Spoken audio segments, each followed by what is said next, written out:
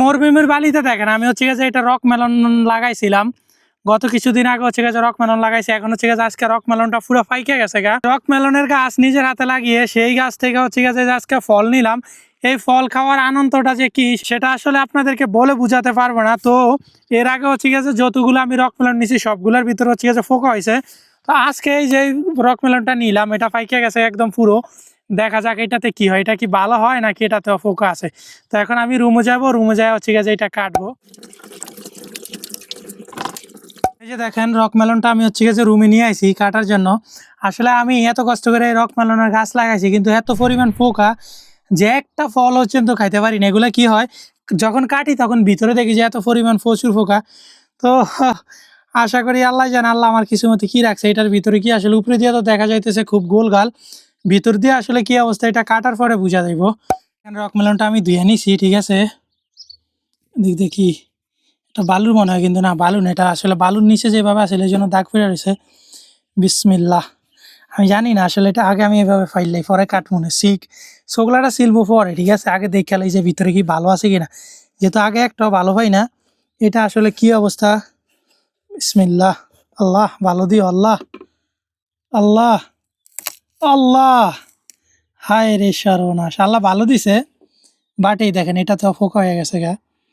এক সাইড যদি আমি রাখি, এই দেখেন এটা তো ফোকা হয়ে গেছে, প্রচুর পরিমাণ ফোকা। এ দেখা যায়, এই দেখেন ক্যামেরা কি ফোকাস করছে, এ দেখেন সব ফোকা। আসলেই আমার কিছু মোটটা পুরাই খারাপ, বুঝছেন। আসলে আমার কিসমত পুরা খারাপ, আল্লাহ তাল্লাহ হয়তো আমার রিজিকে রাখে না। এই জন্য যতগুলা রক মেলন হয়েছে সবগুলার ভিতরে এরকম ফোকা, তারপরে এটাতে একটু কম। অন্যান্যগুলাতে এমন পরিমাণ ফোকা হয়েছে যে দেখলেই আপনার খাইতে মন চাইবে না। দেখছেন কি অবস্থা। প্রথম যখন যেটা কাটছিলাম একদম সর্বপ্রথম, ওইটা একটু কাঁচা থাকতে আমি কাটছিলাম, কিন্তু ওইটা হচ্ছে ওইটা তো দেখি যে এরকম ফোকা। পরবর্তীতে তখন আমার কাছে ওটা ছিল, ওটেরে দিছি। এখন এটা কি সেটা দিব, এখন তো আমার কাছে ওট নাই। ওটের দিলে হয়তো ওটের রিজিকে থাকতো। এই আর কি, দেখেন ভিতর দিয়ে একদম পুরো ফোকা, বুঝছেন, একদম ভিতর দিয়ে পুরো ফোকা। এই সাইড দিয়ে পর্যন্ত ফোকা, সব ফোকা, মানে খাবারের মতো কোনো পরিস্থিতি নাই। আরও কয়েকটা ছোট ছোট বের হয়েছে ওই জায়গাতে, আমি দেখছি। ওগুলা আসলে আল্লাহ জানে ওগুলা কি আসলে এখনই ওটি ছোটো থাকতে হচ্ছে গেছে ফোকা দেওয়া যায়।